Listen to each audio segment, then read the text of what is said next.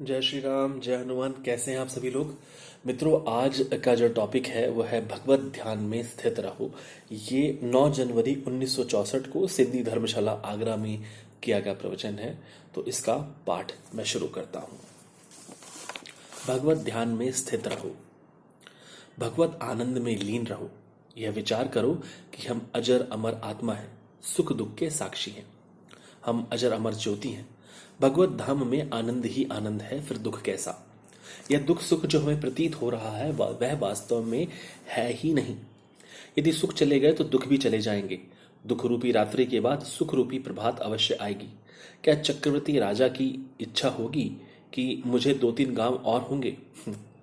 भगवान ध्यान में भगवत ध्यान में इच्छाएं कैसी? जहां सूरज का प्रकाश होगा वहां अंधकार कैसा? इस दुनिया में जो दुख नहीं सह सकता वह इस दुनिया से चला जाए।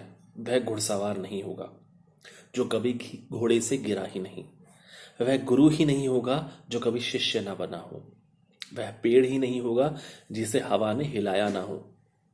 वह अध्यापक ही नहीं है जिसने अब कभी अपने उस्ताद की मार न खाई हो।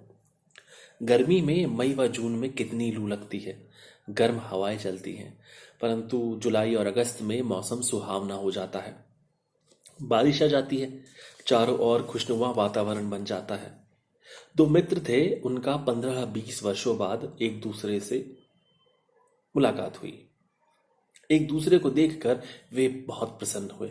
कुछ समय पश्चात एक मित्र ने दूसरे मित्र से पूछा कि अरे भाई, अपने बारे में कुछ तो बताओ। इतना सुनते ही वह रोने लगा। कहने लगा कि भाई, तुझे अपना क्या हाल बताऊं।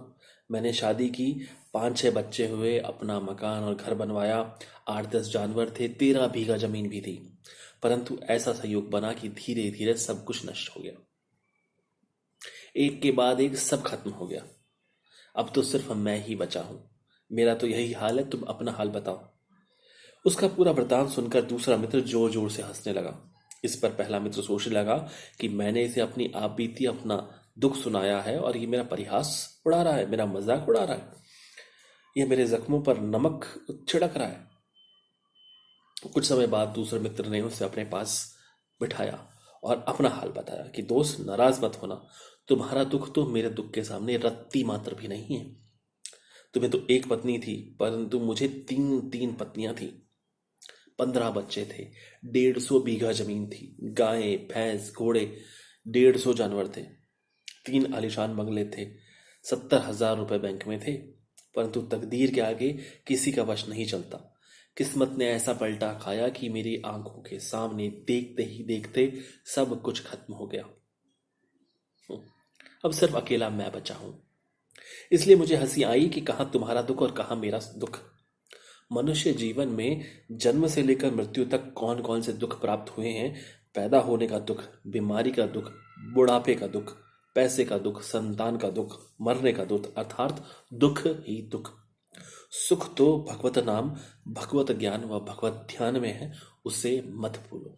धन्यवाद। जय श्री राम, जय हनुमान।